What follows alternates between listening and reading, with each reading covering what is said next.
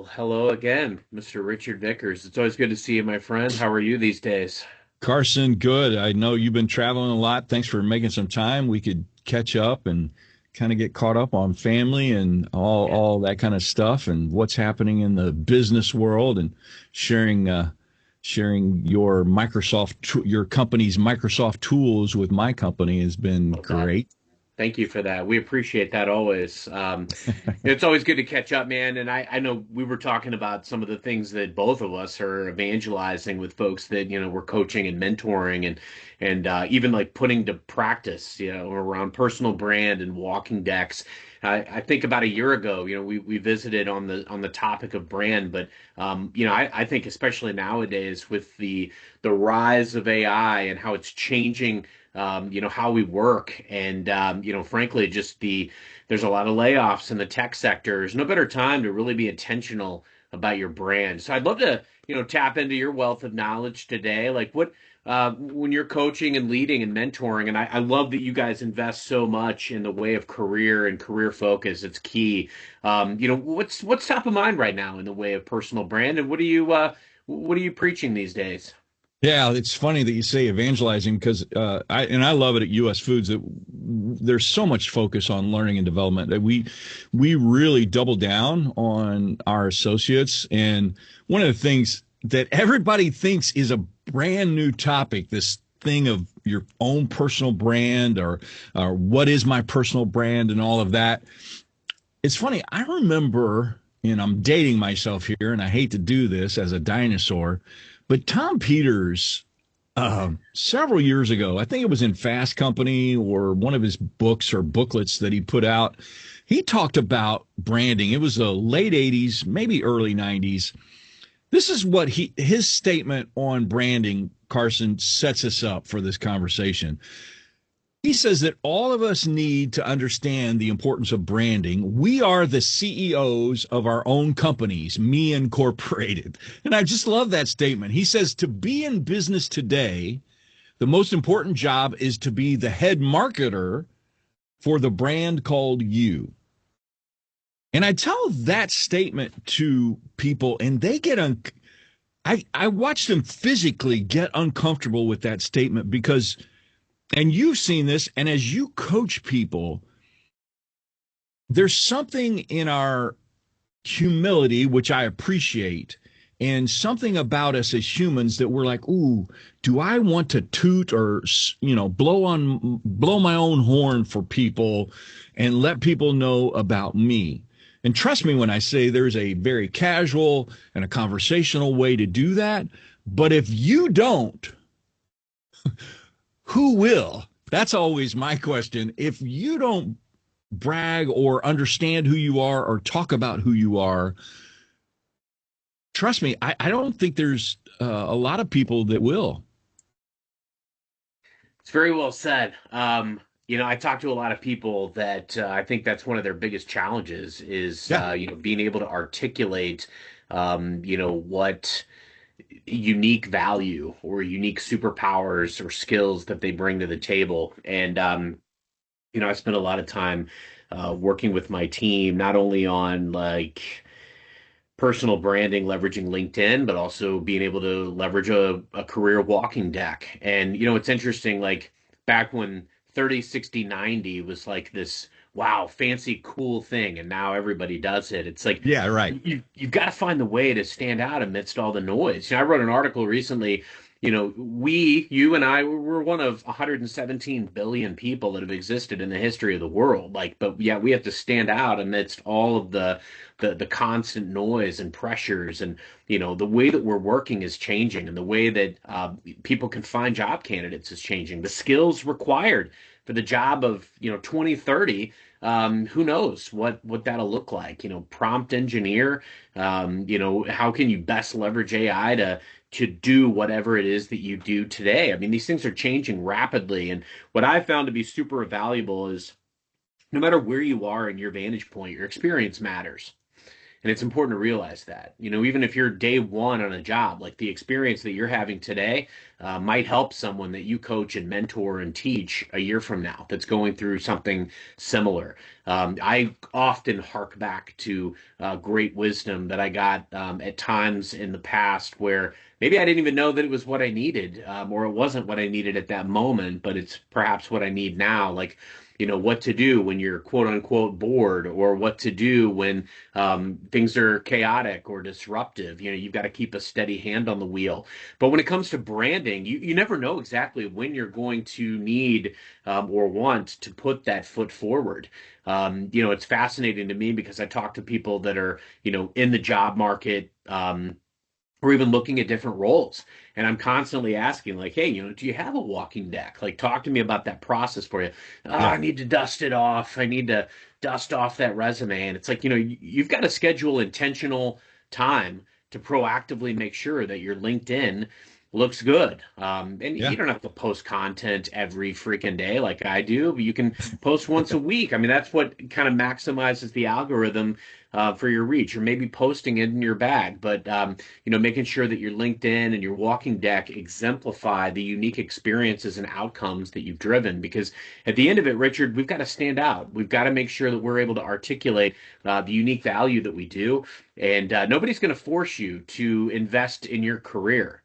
That's why it's critical that you not only schedule the time to do it and make sure that these things are buttoned up, but you also realize that it isn't about tooting your own horn and bragging and over evangelizing yourself, but it's being able to articulate, very similar to a marketing message that's out there, Yeah. like you just said, being able to articulate, wow, how am I uniquely qualified to do this role? Why would I be able to best de-risk that hiring manager's decision to hire me? And what they're looking for, what they're thinking about is who's going to be able to come in and minimize ramp time? Who's going to be able to come in and bring a unique voice? It's going to gel with this culture, and who's going to be able to step in and have the most impact. And that's why branding and walking decks and all those things are so vitally important.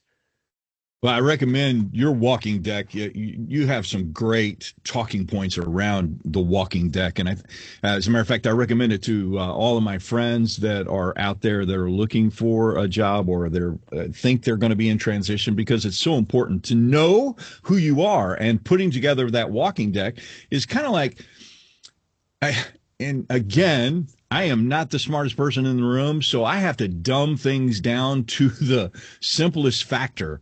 And so I think about our personal branding much like, so today I happen to have Patagonia on, and you were mentioning a brand new Arnold Palmer drink that Yeah. what's the brand of that?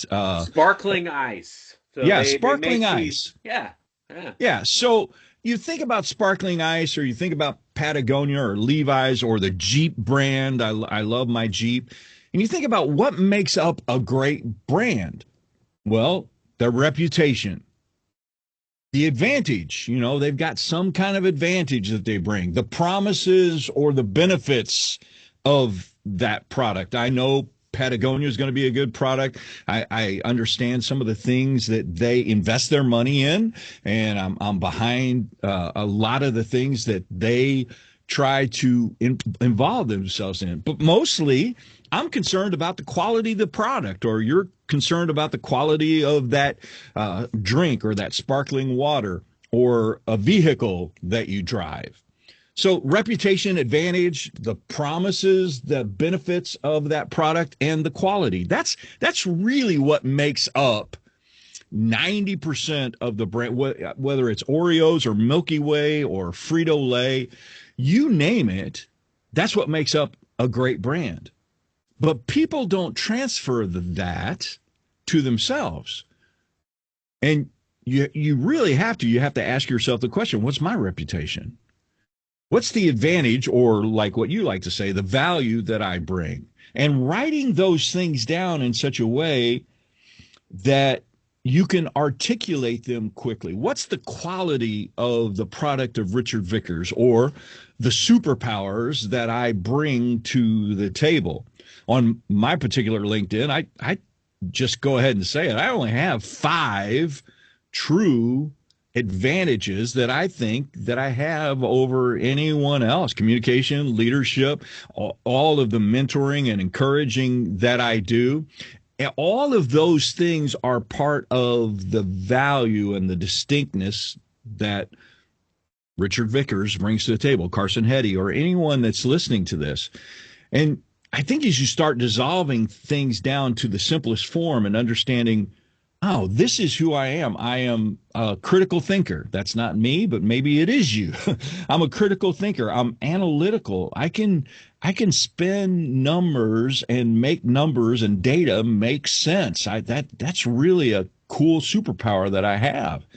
And writing those things down to where you start getting a better glimpse or a picture or a 3D picture is what I say of who you are. I think it's so vitally important. It's brilliantly said. And, I appreciate your evangelization too of the walking deck that I've kind of put out there for Yeah, for everyone to sure. see. The model that I leverage, I actually stole shamelessly from a mentor of mine. These things, like our career and like our lives, are constantly evolving bodies of work. And I think that's why it's important to keep it up to snuff. I actually have a simple Word document that is a journal file that I keep. And, if I do something, if I execute on something, if I give a presentation, if I run a campaign, I'll, jot down a sentence, because we all get busy. It's hard to do some of these things, but I'll put a sentence down in this journal file. And I use that like when I write my appraisal, or when I update my resume, or my LinkedIn, or my walking deck, because it's key to be able to, have tangible evidence of, the things that you do, and, your impact, but also the outcomes. I had a great leader, years ago, who, she really instilled in me, like, it's great you're doing all this activity, but like, what's the tangible outcome? Like, unless you can translate it into some type of a, return, or some type of a result, or a dollar, or a percentage, it's not going to mean a lot to everybody that you want it to mean a lot to. And that really hit me square in the eyes a few years back. But it also forced me to start to look at, okay, how can I quantify and qualify some of the stuff that I do? And so I always try to be intentional about those types of things. But and I'll share my walking deck with anybody who wants to see it. But and it's still changing. Like, slide one, it's a picture of me. It's some picture of some awards. Slide two, it's my family. A couple pictures of them, and then I've articulated, like, basically, like, my journey, like, my background, where I was born and raised, some unique things about my experience. I'm a writer, my career journey, some accolades, and things that I've done, and interests. Because at the end of the day, Richard, we're human. I love the line that you use often: we're human beings, not human doings. We want to show that we are actually real people, because we, at the end of the day, it isn't about trying to become a match or a fit for something that we're not going to be a good cultural fit. I don't want to convince somebody to hire me only to find out that, it's not really a fit. Like, my skills don't line up, and I don't line up with this person. Um, I want to seek great leaders and cultures where I can thrive, and frankly, I can help others. Slide three, and I actually moved this up. It was near the end, but I had a mentor and a friend of mine that recommended that I change it. And it's, what do I bring? What is my unique areas of expertise? What are the things, I use strengths finders, and, being able to show, like, I'm strategic, achiever, competition, maximizer, input. And then slide four, big picture, like, what's kind of that eagle eye view of, what I am and who I'm all about. Slide five, I have my experience and the roles that I've been in, but I draw up very unique things that I've done and experiences that I've accumulated, case studies and published stories of projects that I've led in the past. And then there's a few complimentary slides. Like, there's a podcast that I did with the biggest deal that I ever landed, that I took from nothing to Yeah. nine figures over the course of 2 years, where I talk about another seller that I hired to actually replace me on that deal. And then we talked about the impetus for that transformation. And then I've got a couple other slides on perspective. So people's feedback, mostly that are senior, and that have worked for me, and that have been lateral to me, giving perspectives on what it's like to work with me. because I want to paint that picture. But remember, at the end of it, you're looking to de-risk your next hiring manager's decision to hire you. You're looking to, entice other people to approach you for might be mentoring opportunities, might be recruiters that ultimately you want to attract. So be mindful of your audience and what you're trying to create and achieve. But at the end of it, your brand is your embodiment of, hey, this is what I'm about. These are the experiences that I have. These are the passions that I have because you're trying to align to leaders and to culture.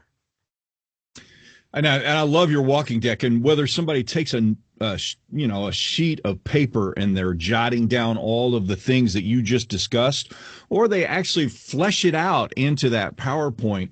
I tell people there's a PIE formula, PIE, performance, your image, and exposure. That is your brand, your performance, your image, and your exposure. And most people think, because we're all driven by performance, most people think our performance is my brand. This is what I do, and this is how I've showed up on my performance reviews, and this is the quality of work that I do for my section of the business, which is great. But that's only 10% of your brand.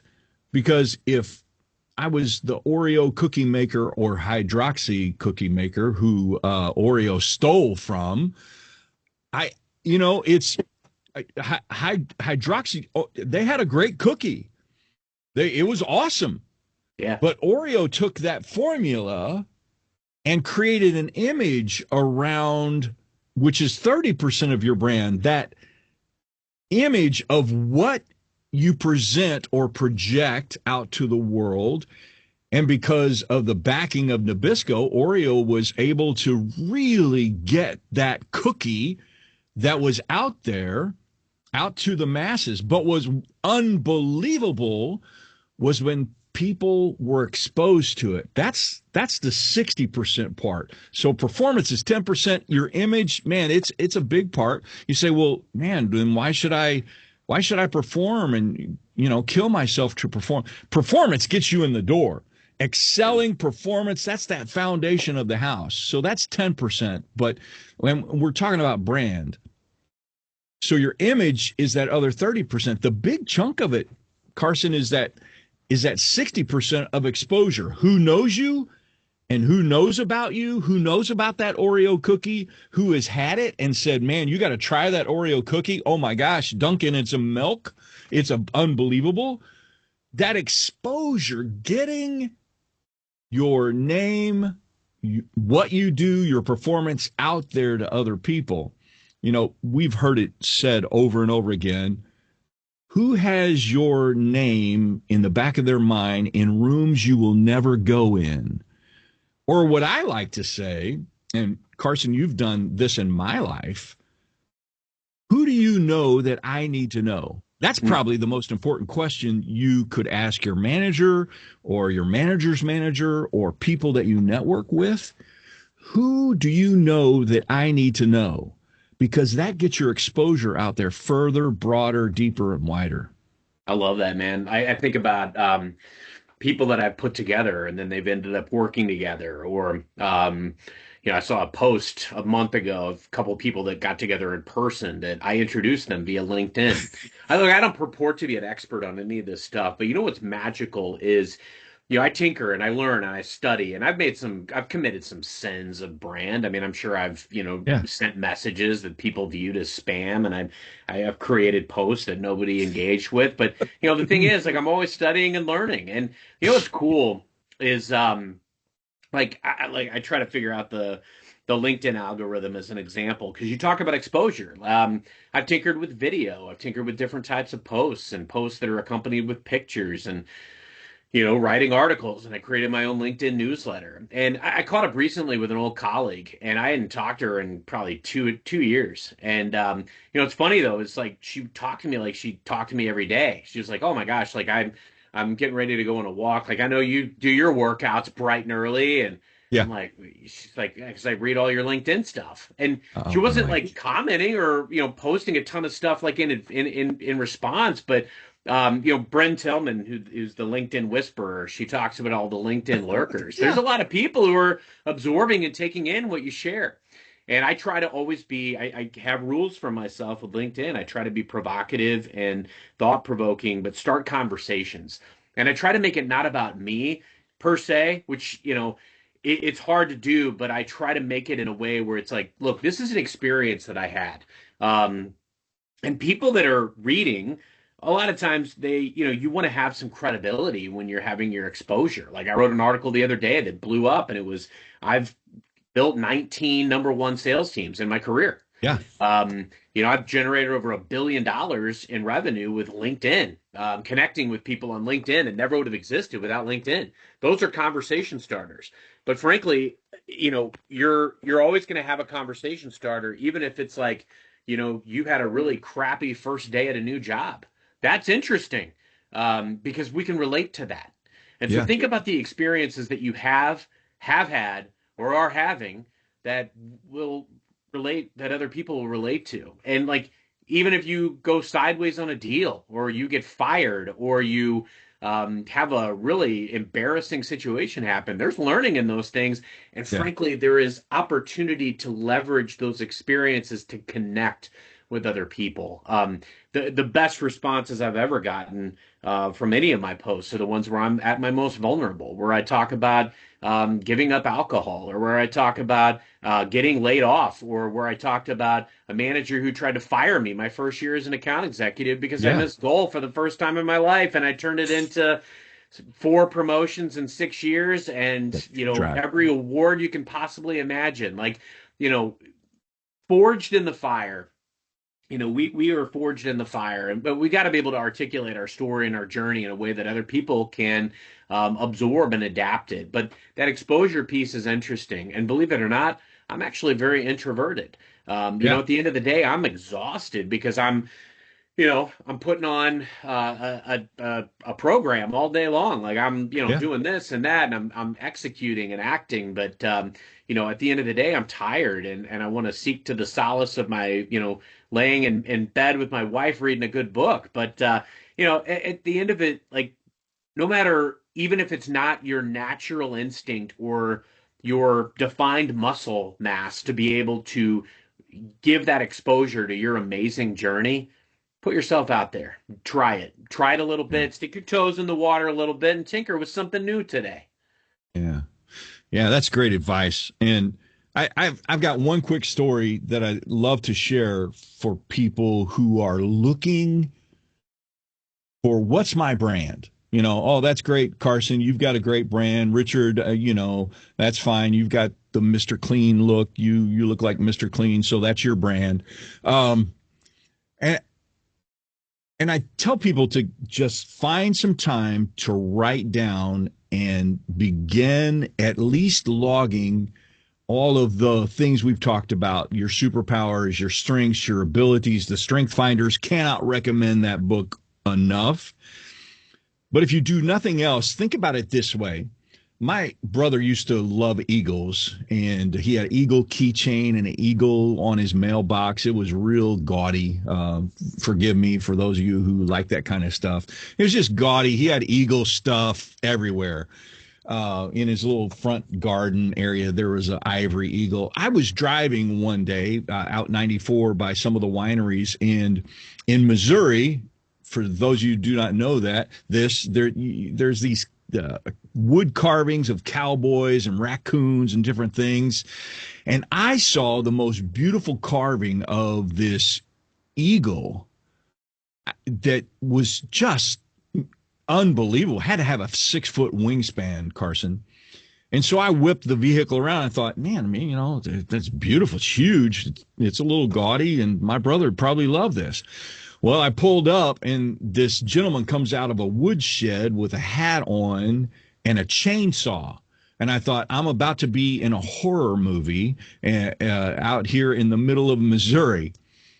And he goes, can I help you? And I'm like, oh, my God, did you carve all of these wooden animals and this cowboy from a chainsaw? He goes, yeah, I'm a chainsaw artist, and I do this as a hobby. And I said, once I saw the price tag on that eagle. I don't love my brother enough to actually buy that for him, Carson. But I got to talking to this chainsaw artist in the middle of nowhere here in Missouri. And he was telling me about his craft and carving these animals. And I said, this eagle is so beautiful. The talons and the face and all of the feathers are just so distinct. I said, is this carved out of, he said, all of my stuff is carved out of one stump. And I'm like, you take one log and carve all of this?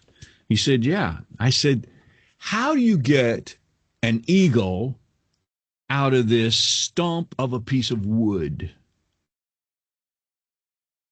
Carson, he looked at me and he said, I guess I carve away everything that doesn't look like an eagle. And he put his hat back on and he walked back to his woodshed because he knew I wasn't buying it. That statement, buddy, has haunted me since then. Because if you're looking for your superpowers or your brand or who you are, you need to start carving away everything that doesn't look like an eagle. And whatever that is for you, it could be, I know the data and the analytics, that's kind of part of who I am. So in other words, you can't carve out of this piece of wood some kind of something that is not already a part of who you are. That stump was already made of wood and that eagle was made of wood. And you can't carve out something that you're not. You're going to be miserable. I'm going to be miserable. And so I encourage people to start carving away everything that doesn't start looking like their individual superpowers. Wow. I mean, that's the mic drop moment. Look, ladies and gentlemen, this is so critical because I had a moment 15 years ago where I thought my experience, my sparkly resume with all these cool results was gonna, take me to the top, and I was dead Your wrong. performance, yeah. It was all about my network and how I could articulate how my unique skills and superpowers can lift up everybody else around me. And the quicker we learn that, the better. Carson, it's always great to talk to you, man.